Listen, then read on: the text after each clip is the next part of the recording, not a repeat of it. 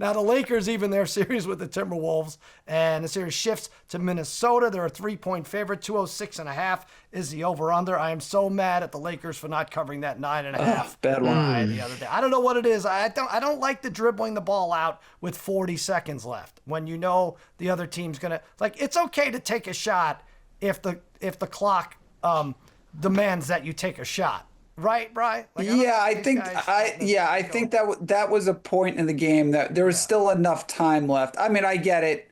They dribbled it out, and then Minnesota dribbled it out, but there was enough time left. I mean, they let that clock run from like the 45 seconds down to 20 or whatever. All right, so it's not important. LA even things up at 485. Now back to Minnesota, where they used to play the Lakers.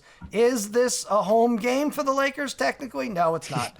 Lakers 2-14 straight up in the last 16 when playing on the road in Minnesota. I'm taking the T-Wolves, laying the 3. As far as playoff teams go, the Lakers are the worst road team in the Western Conference, 19-22 away from crypto. T-Wolves covered 4 of their last 5 at home. I looked at the splits. Mike Conley, a good deal better in home games, almost always exceeds 10 points, rebounds in Minnesota. T-Wolves shot 38% on Tuesday. I think this is a different story. I think this is the Ant Edwards, Julius Randle show.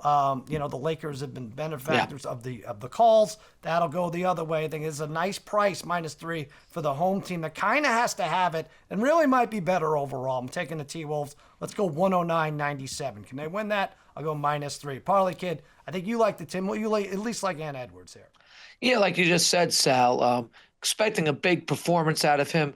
Over 25.5 points at -122, averaged 27.5 per game during the regular season, has yet in the first 2 games to have his signature playoff performance, which I think he's due for one, shooting only 40% from the field in the first 2 games.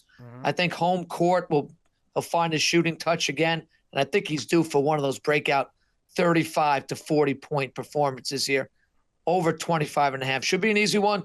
Let's take it. All right, Bri, you have Luka in the assist category. Yeah, I'm going to take Luka under 7.5 assists. I think it's -138. Not too long ago, I would have said 7.5 for Luka, right, is a no-brainer, right? You got to go over, but not necessarily the case recently. And this series, to me, it just seems like every game could be a defensive battle, right? So points are going to be a little bit tougher to score here. And while Luka had 9 assists in game 2, he did only have 1 assist in game 1. And he's looked with the Lakers to be much more of a scorer, I feel like, than facilitator. In his last 6 regular season games, he did not have more than 7 assists. So I think with him and LeBron on the floor, he'll look to score more rather than pass. So I'm going to go under 7.5 assists for Luka. All right. So Harry, for what it's worth, went LeBron over 31.5 points, rebounds combined at -125. What would be a good reason? He loves game 3s, and he's got 3 kids. 3 kids, game 3. This is where he shines. Also, there's reports he's been in the league very long time. This could be his last game. I'm not saying it is, but it could be over 31.5. All right.